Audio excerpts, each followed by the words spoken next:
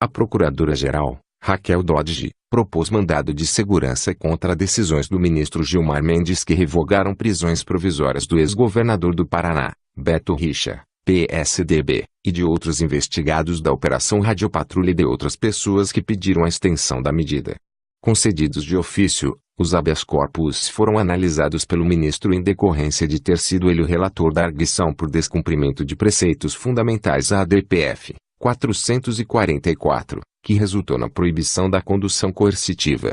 Os pedidos da PGR são para que sejam cassadas as decisões já dadas tanto na ADPF 444 quanto na Reclamação 32.081. Sejam restabelecidas as ordens de prisão e para que Gilmar fique impedido de analisar outros habeas que tenham como fundamento a ADPF. As informações foram divulgadas pela Secretaria de Comunicação Social da Procuradoria. A Radiopatrulha aponta Beto Richa como principal envolvido em suposto esquema de desvios de verbas públicas em contratos de manutenção de estradas rurais do Paraná. O tucano nega enfaticamente a prática de ilícitos. Beto Richa foi preso em setembro, por ordem da Justiça Estadual do Paraná. Gilmar o soltou alguns dias depois. Raquel explica que, ao apresentar uma petição individual no âmbito da ADPF, Richa utilizou-se de subterfúgios processuais para escolher o julgador do seu pedido de liberdade. O ex-governador alegou que a medida, determinada em primeira instância, era, na verdade, condução coercitiva travestida de prisão temporária. Afirmando-se prevento para o feito, em 14 de setembro, 3 dias após a prisão, Gilmar concedeu, de ofício, a liberdade ao tucano, bem como aos demais acusados da Radiopatrulha. Na mesma oportunidade, o ministro determinou a revogação de outras prisões provisórias que viessem a ser decretadas com base nos mesmos fatos objeto da investigação. Em seguida, com base na decisão na ADPF, ele acatou o pedido na Reclamação 32.081 e revogou outras prisões decretadas na Operação Integração II. Na decisão, o ministro reconheceu que a legislação e a jurisprudência do STF não admitem a interposição de ADPF por pessoa física. Ele acrescentou, no entanto, que esse fato não impede a concessão, de ofício, de habeas, ainda que proposto por parte legítima, caso se esteja diante de segregação que configure evidente constrangimento ilegal, caso dos autos, conforme a avaliação do ministro. Tanto a Procuradoria-Geral quanto o Ministério Público do Estado do Paraná recorreram da decisão. Em 5 de outubro, ao julgar os recursos, Gilmar manteve a decisão anterior, pela liberdade dos investigados, afirmando tratar-se de ordens de prisões ilegais e teratológicas.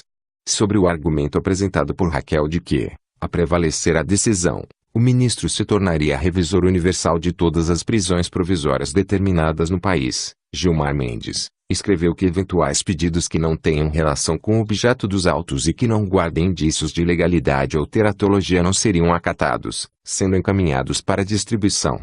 Novo julgador na petição, a PGR requer que o mandado de segurança seja distribuído ao ministro Luiz Fux, por prevenção.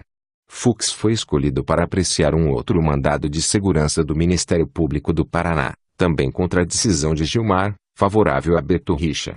No mandado de segurança, a PGR detalhou o andamento dos recursos e das reclamações apresentadas no âmbito da ADPF 444, desde o início de setembro, e reafirma que, ao conceder HC de ofício a Beto Richa e a outros investigados, o ministro proferiu uma decisão teratológica e que viola o devido processo legal. É que, em nova decisão, o ministro relator reforçou que, sempre que julgar estar diante de prisão invada de manifesta ilegalidade ou teratologia, conhecerá de novos pedidos de liberdade ajuizados diretamente nos autos da ADPF 444, o que, na prática, equivale a permitir que tal autoridade julgadora escolha os casos que apreciará, sejam eles oriundos de qualquer parte do país, pontua um trecho do documento. A Procuradoria acrescentou que a decisão impugnada não representa ato isolado de afronta ao devido processo legal e ao juiz natural, não se restringindo a macular, apenas, o procedimento no qual foi concedida a liberdade de Beto Richa.